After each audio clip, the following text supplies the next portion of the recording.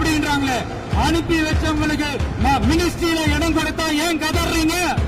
தொடவும் விடமாட்டோம், தொட்டா விடமாட்டோம், இதுக்கு முன்னாடி தொட்டவங்களையும் விடமாட்டோம். அவங்க தயவால தான் நம்ம ஆட்சி நடக்குதான், மக்கள் தயவால இந்த ஆட்சி நடந்துகிட்டு இருக்கு. இதுல இன்னொரு முக்கியமான விஷயம், மார்க்சிஸ்ட் கம்யூனிஸ்ட் கட்சி நமக்கு ஆதரவு கொடுத்தது சுயேட்சையா எடுத்த முடிவுன்னு சொல்றாங்க.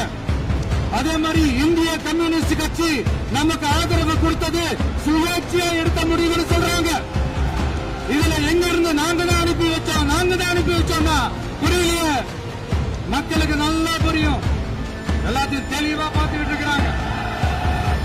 இப்பவும் சொல்றேன், மக்கள் பணத்துல இருந்து ஒரு பைசா கூட தொடமாட்டோம், தொடவும் விடமாட்டோம், தொட்டா விடமாட்டோம், இதுக்கு முன்னாடி தொட்டவங்களையும் விட